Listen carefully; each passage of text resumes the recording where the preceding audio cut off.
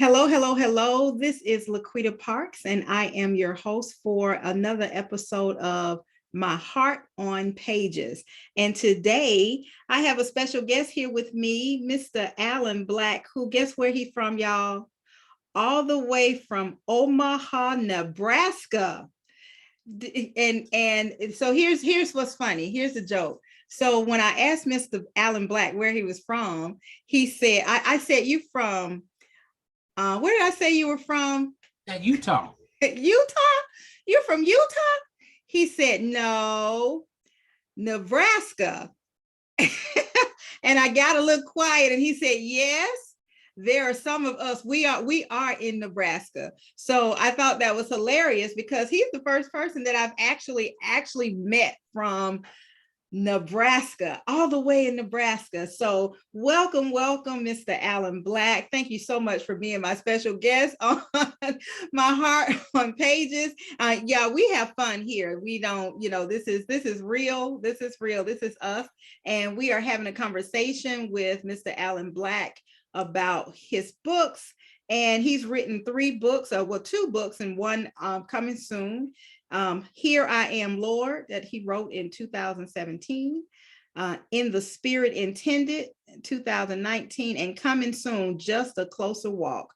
So, Mr. Alan Black, once again, thank you so much for being here. Thank you for being my special guest on My Heart on Pages.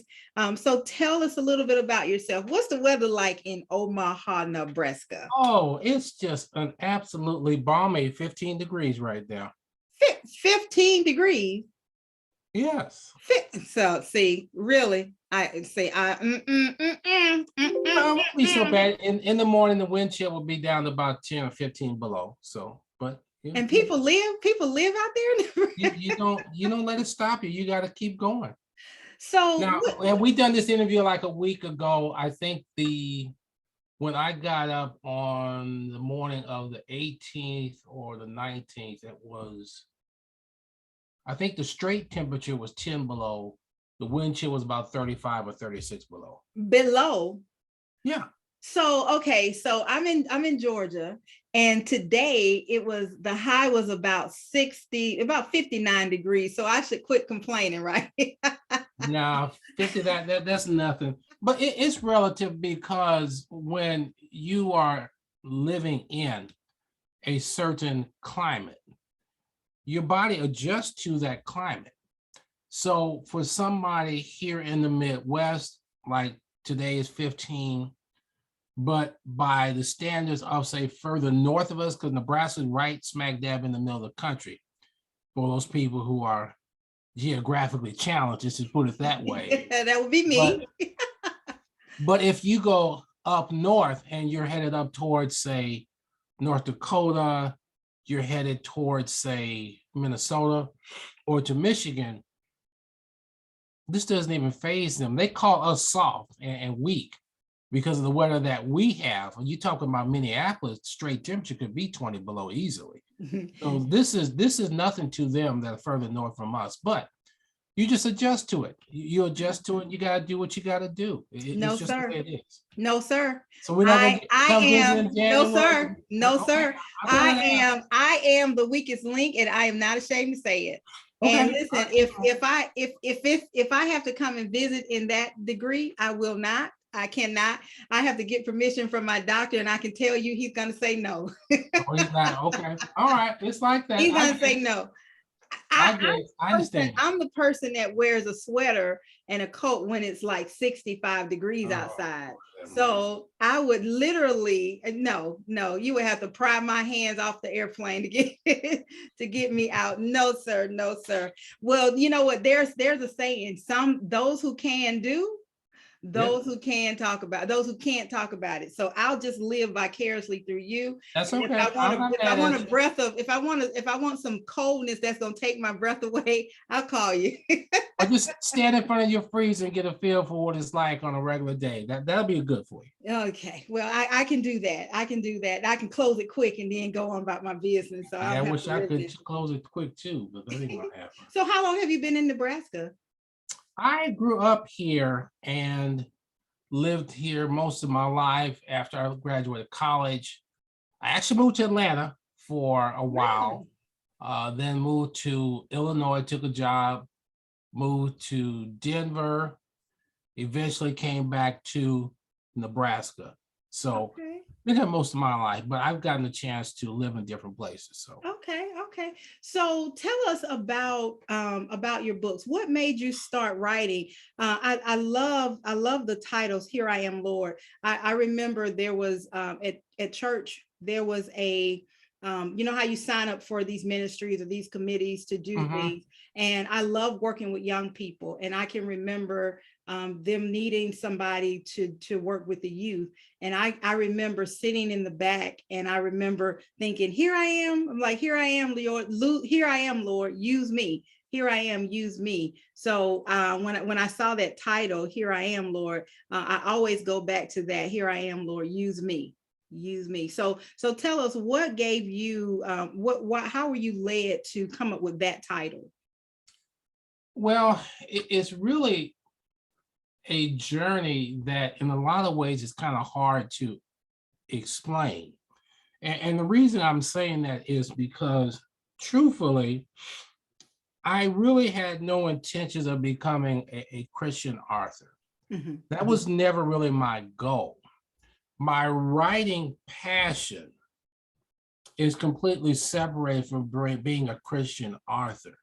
My origin as a writer is really as a lyricist, where I'm working with musicians, we're collaborating, we're creating songs. I create the storyline, the lyrics for the song. So that's my real passion. Okay. So I have done that off and on probably for 30 plus years or so in multiple genres, from started out in gospel primarily through the late 80s through the 90s, and then expanded into R&B, some hip hop, some jazz pop, some pop, and even over the last 2 or 3 years or so, expanded into country. Now, Okay. So you write the lyrics for I these write the genres. lyrics. That's my passion, because with any song that you hear, there's a story within the Yes. song. Yes. And it's not by accident that you can be 80 some years old and you can hear a song from your 20s, and within about 5 to 10 seconds, you can recall the lyrics and Mhm. you can start reciting them. You can hear them in your head and everything, and it just regenerates instantly. That's the fascination for me with the storyline in a song. So that's always been my real passion. So I have done that since about 80, 82, 83, somewhere in there. Wow. And Now, I'm sorry, have you wrote any lyrics of some songs that I might recognize? no, it's been mostly regional, nothing at that level where you're talking about you're getting national recognition. Mhm. The reason for that is because as a lyricist, you're going to have to be in a position where you are collaborating with somebody who's at that level. Mhm. But that rarely is going to happen because, as a rule, that individual who is the artist, they're either writing their own material Mhm. or they have a production staff that is writing it for them. Okay. Okay. So they're That very makes sense. insulated in terms of how you might get to them. So for the most part, and I recognize this, I understand it, it's going to be for me under what the guys would be called as an independent writer, Okay. Yeah. which is fine for me because it's still giving me the opportunity to have the chance to collaborate Mhm. with musicians, not just locally, but I've even collaborated with a guy. We wrote a jazz pop song together. He's in Australia. We did it through the internet. Mhm. And another gentleman out of, I do believe, Germany, and a lady out of Canada a few years ago. So Okay. technology has been a blessing because it gives you that opportunity to connect with people that you may never see, you may never meet, Mhm. but you're in the process of creating a song that, if nothing else, it gives you the personal satisfaction of saying, yeah, this is something that I'm proud to say that I was a part of. So Mhm. that's Awesome. really what my writing passion is. It continues to be, and that's really what I want to eventually get back to. Mhm. But the problem has been, and it's not a problem, it's a problem for me in the natural sense, but in the spiritual sense, it's not. But towards the beginning of 2015, I was working part-time because I'm retired, Mhm. just working part-time at like a hotel chain here locally, doing their reservations from 6 in the morning until about noon. Mhm. Well, basically from 6 to about 8 or so in the morning, it's pretty dead. Because being on Central Standard Time, we're an hour behind the East Coast. And so for most of the activity we're going to generate, it's going to really start around maybe 8 o'clock, 8:30 Eastern Standard Time, which for me is 7:30. Mhm. So I basically would have about 90 minutes to 2 hours just to kind of just chill and do whatever I wanted to do. So being a writer, I was using it originally, this time period, to just kind of come up with some lyrical concepts for some different things I'd like to do in the future. But strangely enough, there began this turn where God began to move me in a whole different direction. Mhm. And so I have a strong church background, grew up in the United Methodist Church, and have been involved in a lot of different denominations throughout my life. But what happened really in 2015 was I began to just what I would just call freestyle. I would just write down different thoughts, different concepts, and different things like that. And so they would actually grow into being like a short essay of about 500, 600 words or so. Mhm. Mhm. And when I did the first 2 or 3 of these in 2015, I have to be honest, I didn't really understand what was going on. Mhm. And it was kind of unnerving. And then the other thing that got really unnerving was the fact that when I would finish up with the short essays like the ones I sent you, Mhm. I might get up and go and get some water and come back a few minutes later. I couldn't remember what I wrote. Wow. I Wow. had I had no idea what I had written, and it scared me Mhm. because I was thinking, okay, what's going on? Am I losing it? I didn't know. I've never written in that domain. Mhm. So I reached out to a friend of mine who was a pastor. And I was like, okay, bro, what's going on? He goes, I'm writing these short essays, which are inspirational, I think, but I don't remember what I'm writing after I finish it 5 minutes later. And he said, well, are you willing to be open to what God's calling you to do? I said, yes, absolutely. Mhm. He said, well, this is the time of the season in your life where what God's going to call you to do is to write and to write maybe these short essays, these short stories Mhm. that are reflective and hopefully inspirational. And then he'll have you go to the next level. So I said, okay. I didn't quite understand what was going on, but I said, okay, I'll go along with it. So this continued through most of 2015. And oddly enough, about October 2015, I was talking to one of my former students and I let her read a couple of the essays. And she was like, oh, I really like these. So why don't you write for a blog? Mhm. And I remember telling her, but I'm not a writer. And she was like, well, what do you call this? And I Right. said, um, okay. She said, well, why can't you write for a blog, a Christian blog? And I couldn't come up with an answer. Mhm. I had no answer. And then she kind of flipped back on me something I taught her as her mentor when she was in Mhm. undergraduate school. She said, well, you always taught me to not be afraid and to pursue what your calling is. So aren't you supposed to do the same? I was like, yeah, she was actually listening when I was trying to teach her something. So now she's gonna flip it back on me. So I guess I gotta do what I preach. You know, you gotta practice what you preach. That's what I was taught. That's right. That's right. That's right. So I started applying for some, sending out some submissions to some Christian blogs throughout in the last couple months of 2015. Everybody said no. So I thought, okay, I'm gonna take one more shot. And I sent one of these essays to a Christian blog in Singapore called Christian Blessings. And to my other shock, the editor emailed me back the next day. She said, oh, I like this. She said, so I want you to come on board and write for my blog every week. And I was like, wait a minute now. Whoa, whoa. I don't know about every week. I said, maybe once a month. How about that? She said, okay, we'll do it.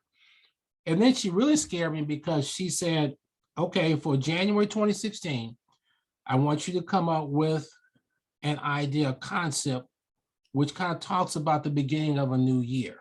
Mhm. And she said it has to be at least 300 words or more. So I said, okay, that's fine. That's what I told her in the email. But inside, I'm like, oh man, What am I doing? What am I doing? what am I doing? I just Yeah. committed to Yeah. something. I have no idea what I'm doing. I have no concept of what I'm going to write. And 300 words for me at that time may as well have been 1,000 words. Because I'm thinking there's no way in the world I could do this. And I can remember throughout most of December 2015, I was just panic stricken. I couldn't think of anything. And I'll never forget, right after Christmas, about the 26th of December 2015, I was driving somewhere and that song came on that we've all heard, Old Lang Syne. Mhm. It talks about what old acquaintances be Yep. forgot. And so it hit me. I said, okay, that's it. So I rushed home and I just started writing. And I came up with my first essay for Christian Blessing in Singapore called Old Acquaintances. And the basic theme behind that is as we go into the beginning of a new year, like we have with 2022, Mhm. what are some of the old acquaintances that you want to say goodbye to? That's right. And I so like I just based it on that. The editor loved it. And from there, it just continued to grow. I actually wrote for that blog for 5 years. Okay. And that went until the end of 2020. Well, in this interim, while I was compiling information for her, I just kept writing and writing and writing till I got to the point where I had enough material for a book. Mhm. But I was still sitting there toward the end of 2016, and I was like, I don't know how to put a book together. I have no idea what I'm doing. So when 2017 started, I said, well, I belong to Fiverr, which I'm sure you've heard of. Mhm. Mhm. So I sent out a request through Fiverr. I said, well, I'm trying to get a book together. Could somebody try to help me with this? Because I don't know what I'm doing. And I'll never forget, I sent out the request on a Friday night. And in my mind, I'm thinking, okay, it's going to take maybe 6 or 8 months and somebody will get back with me and let me know. And to my absolute shock, when I got through running errands Saturday, I came back in Saturday afternoon, I logged into my Fiverr account. I had 32 people said they want to work with me. Yeah. I was floored. I was like, oh Lord, what am I supposed to do here? So I spent about 2 weeks kind of narrowing it down and deciding on this one person out of South Africa. Mhm. And so she was fantastic. She helped to edit the book, she formatted and put it together and helped to get it on Amazon. Mhm. But the title of that, as far as why it's called Here I Am, Lord, is simply because in the process of this journey, well, I kept saying, yes, God, but, yes, God, but. Finally, I just got to the point I said, okay, Lord, here I am, Lord, what do you want me to do? Sound like Moses. I can't speak as eloquently. I'm telling you, I'm like, because I've always said Moses had to be saying to somebody, well, you know, God, that person over there, they're way better than I am. So, you know, yeah. God said, okay, you know what? God said, okay, I know what you can do, but I'm gonna go with you. I'm gonna give you some help. I'm gonna get Aaron over here. I'm gonna give you some help. But thank you. And who are you? He sent me my errand through this lady in South Africa. And so I called the book Here I Am, Lord, because I just got to the point where I said, you know what, God, I'm going to have to trust you to get me to where it is you want me to go with this book. And so we got it out. It appeared on Amazon. I'll never forget the first Friday in May 2017. And I remember just sitting there looking at the book on Amazon and just staring at it. Wow. And I just stared at it because I could not believe that I was an author. Yeah. Yeah. I was just stunned. I thought, wow, God, this really happened. I mean, like, I can't believe you did this. And then I said, God, I'm still not sure what we're doing here, but I'm glad we got to this point. It's amazing because I remember when I wrote my book, and I am you reached out to me on Facebook about me interviewing you for your story and wanting to know, give you an opportunity to talk about your books. I love helping people to market themselves, market their book, tell your story, because that's what my Heart on Pages is all about. I remember when I did my first book, Walking Limitations, and it came in the mail, when I got it in the mail, and I was just so excited. I mean, I just looked at the box, I held the box, I called everybody that I knew and held the book up and took pictures, and I was so excited. And then when I saw it on Amazon, of course I saw it on Amazon before the books came, but I remember just feeling so excited. And here's the thing with me, I never intended on writing. I never said I wanted to be a writer, kind of like you. Would never set out to be a writer. And I'm a publisher. So, I'm the owner of Pay Per View Publishing. And I never set out to own a publishing company. Never, ever, never Wow. said that. Wow. But I remember saying, you know what, I remember going to the doctor. I went to the Mayo Clinic, and while I was there, my last trip there, the doctor said, while you're not suffering, while you're not dying, you are suffering. And I thought, this is not my life. But while I was there, I had people asking me, how did you publish your book? Or how did you do this? And can you help me? Can you help me? And I thought, I'm at the Mayo Clinic. You asking me to help you, I'm at the Mayo Clinic. So I did, and I found that it was therapeutic. And as time goes on, and it's been almost 2 years now, as time goes on, and I'm seeing the people who are like you, I've seen grown men cry holding their book in their hand. And I've had books. One of my authors went #1 bestseller in 8 categories and 1 international category, and just it one after another. I can't believe it. And that's the reaction that we have. We're saying, here I am, God, use me. But then we're like, we want to tell God how we want him to use. We want him for us to be used. We're like, okay, I want you to use me, Lord, but can you use me in this way? I want you to, I'm going to write this. What? I need to write this every week. No, I can't do it every week, but I can give you once a month. And I'm on, you're looking at, I'm on Amazon. I'm holding this in my hand and I'm excited. It's like, okay, is this real? Is it real? Yes. And that is so typical. And so God was showing out, he was showing out. I love that. Now, In the Spirit Intended, tell me about that title, In the Spirit Intended. I like that. That sounds like that, In the Spirit Intended. I like that word intended, because that has purpose. Well, and the second book really was a continuation of a battle between me and God that, of course, I lost. All the time. Because I said after the first book, okay, God, this is great. We did it. But now I want to go back to my music, because that's really what I want to do. And they always say, if you want to hear God laugh, just tell him what your plans are, because he's just going to laugh at you. And so I got all that out. This is what I want to do, God. And he was like, no, we're not done yet. We still got more stuff to do here.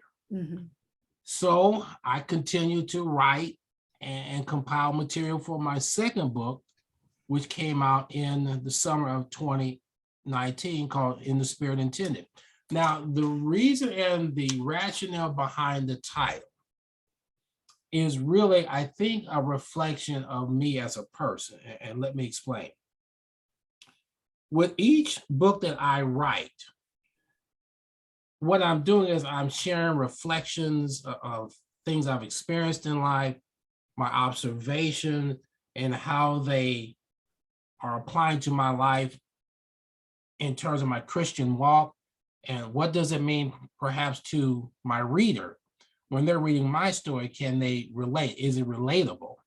So when I entitled the book In the Spirit Intended, or when the Holy Spirit told me to call it In the Spirit Intended, it has a twofold meaning. First of all, whatever I'm writing and what I'm sharing with my readers, I want them to know that I'm doing so in the spirit intended that hopefully it speaks to their heart and to their mind. And perhaps it is of encouragement to them in some shape, form, or fashion. And if it is, I take no credit for it. All the credit goes to God. The second part of that is really a qualifier. And what I mean by that is in the spirit intended part 2 is what I'm writing and what I'm sharing is coming from my heart and my life experiences, whereby I'm not an expert, I'm not a great minister, I'm not a bishop, I'm not an apostle, I'm just a regular guy, an ordinary Joe. And so what I'm sharing with you are the things that are on my heart, and I'm doing so in the spirit intended. Don't take it from somebody who's an expert, because the only thing I'm an expert at is messing up. That's what I can tell you point blank. And so that's where that meaning came from. It was a twofold meaning that God gave me. And so we did the second book, and actually it made the bestseller category in July of 2019 on Amazon. And that's, and like you said, you have different reactions when you see something like that. I think my reaction immediately was just to stare and just be silent, because I just couldn't believe what I was seeing. And I have the same reaction whenever I still see my books, just because I keep thinking, you know, God, if you can use me, who's been a knucklehead most of his life, then you can use anybody to accomplish whatever it is you're calling them to do. And so I want my readers to know that if Alan can do it and he's being called to do it, just answer your call. And God will take you to places that you never intended to go. And so each of my topics in my books are very relatable. And like I shared with you when we first talked, each chapter is really short and concise. It's no more than 2 or 3 pages or something, because in this time and period that we're living in, people want it short and they want it quick. Yeah. They want you to get to the point so they can take it and then go from there. And so I've also written, or the Lord has me to write everything on a very everyday, relatable level. It's not way up in the sky. It's not. You don't have to have a doctorate degree to understand. No, it's just everyday conversation. And most of the compliments and the feedback I've gotten from people has been about the fact that it's very down to earth. It's very relatable. Yes. And they said they were surprised. They were thinking I'd be writing at a high academic level. I'm like, that's not me. Writing dissertations. No, it's not me, because nobody's going to read a dissertation because they don't have the time or the patience. Absolutely. You know, as I was looking at your story, and I want to share an excerpt from An Ordinary Joe. Growing up, I imagined myself being all kinds of things. Early on, there was a fascination with being a superhero. Thoughts of being able to fly through the sky or doing superhuman things was something that I dreamed about on a daily basis. I even had an idea of what my outfit would look like. In my mind, that was a dream that I nightly wished to come true. Alas, that was a dream that did not come true. In spite of wishing and at times praying to be that superhero, it was not to be. Only in my mind did I then, and even at times now, exist as a superhero. There are times in all of our lives when we have dreamed a dream of being in some respects super. We have dreamed of being more than the person that we see in the mirror. Everybody does that. Everybody. If we're going to be honest, we can say, hey, that's me. That's me. That's me. You know, we sometimes want to be more than what we are, and we pretend. So there's the great pretender, and there are some people who avoid that mirror because the mirror not gonna lie. No, it don't. It's gonna show. It's gonna show. Even if you put on all the makeup and you put on your suit and your dress and whatever you put on, that mirror is not going to lie. Nope. It's gonna show every crease, every crevice, every wrinkle. It's gonna show you what's behind the eyes. And you can lie to you, but that mirror can't lie. Mirror don't lie. It cannot lie. It only takes a snapshot of what it sees. Exactly. And I love that. So you have another book coming out, Just a Closer Walk, coming out soon. So tell us about that book, and it's when should we expect to see that book come out? I'm thinking right now, probably toward the end of February. I've got some last minute things to kind of tie up. It actually was supposed to come out in 21, but I had in January, about a year ago, I was in a really critical car accident. I was nearly killed in an accident. Oh, wow. And so it's pushed everything back by almost a year. Because actually, to be honest with you, the manuscript was written and completed at the end of 2020. But then January 3rd, 2021, I was nearly killed in an accident. So it's taken me a long time to recover and get back to at least some semblance of normality. So it's pushed it back by a year. And, initially, I was really feeling down about the fact that I didn't meet my goal to have it out by summer of 21. But then the Lord revealed to me, he said, well, all things being equal, you're blessed to be here. Yes. So he gave me a quick reality check, and I got to thinking, you're right, because really and truly, the accident was bad to the point where I don't even remember being hit that day. And basically was unconscious for about 2.5, 3 hours or so from the accident. Wow. And so I woke up in the hospital January 3rd, 2021, had no idea why I was there, have no memory of what happened, and suffered a lot of critical damage and everything. So it took me a while to come back, but the point that I'm making is the fact that, whatever plan that you have, just keep in mind that that's your plan. But God has a whole different plan for each and every one of us. So it's happening now because this is the time and season when he wants it to happen.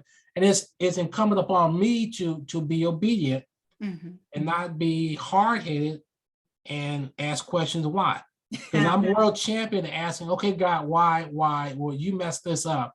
And I keep thinking to myself, you would think after all this time, I would have learned that, why am I asking God why he's messed up when I'm the one who's done the majority of it, if not all of it? So. You got over way over in Nebraska, hard-headed. You got way on the other side in Georgia, hard-headed, and all in between. And the common denominator is that we have a loving God who is patient with us. He's patient with us. And I am so glad that you were, that you are here to have this conversation with me today. When you were saying, God said, hey, you're lucky to be here. You're here. You're still alive. That reminded me of a song that says, count your many blessings, name them one by one. Count your many blessings, see what God has done. See what God has done.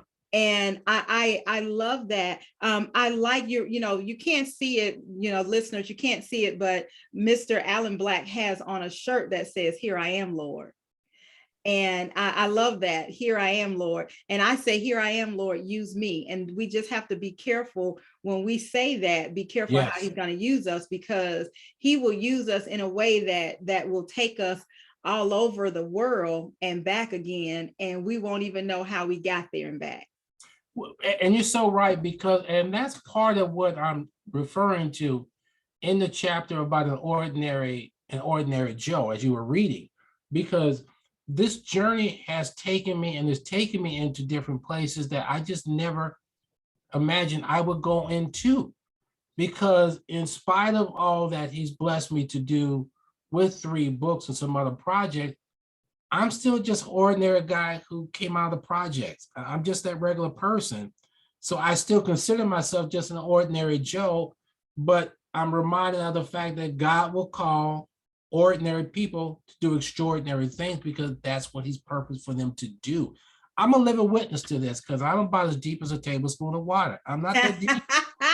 I'm not that deep. A tablespoon of water, that ain't no deep nowhere at all. I'm not that deep.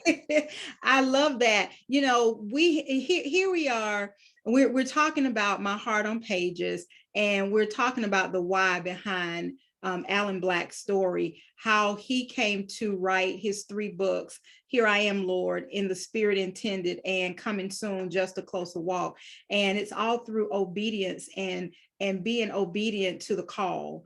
Mhm. And Mr. Allen, if you have any, and this has been a really, really great conversation. If you have any advice for somebody, because there are people who are waiting to write their story for whatever reason, they can't get there. They've even sat down with a pen in their hand and Mhm. got ready to write and felt like there was a blank. It was blank. You sent something to me. I read an insertion you had called blanks, a blank canvas. My canvas. They're trying to write and they can't.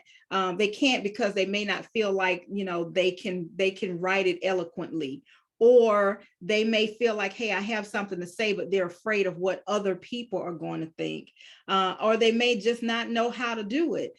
And so here I am. I'm Laquita Parks. I'm a publisher, the owner of Pay Pro V Publishing, and Pay Pro V means pain, progress, victory. Because without pain, there's no progress, and without Nope. progress, there can be no victory. So in every story, there's pain, even if it's a cookbook or a children's book or a fun story. There is some pain because there is a process in getting started. Mhm. And then when you go through the pain, there is the progress. So without progress, there is no victory. And Nope. at the end of the day, there's the victory. So if you had to give somebody, somebody who wants to write or don't know how to start writing their story, or just don't have the confidence that they can write it, what piece of advice would you give them? Here's the one thing that I learned immediately. When we're talking about you writing your book, and it's way better than I do, so I'd certainly defer to you what I'm about to say.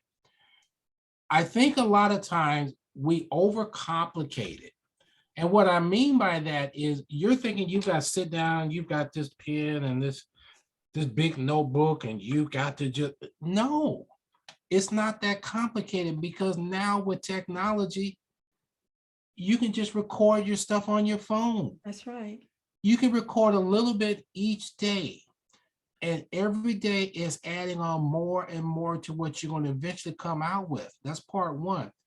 Part two is you have to get away from the misconception, and I had to do this immediately.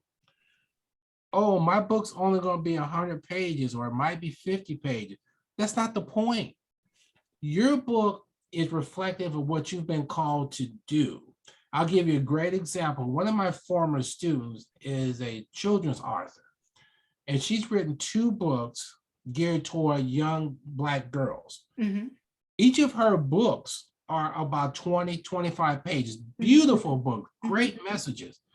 But the important thing is she didn't get bound up by, does this book have to be 100 pages, 200 pages? Right.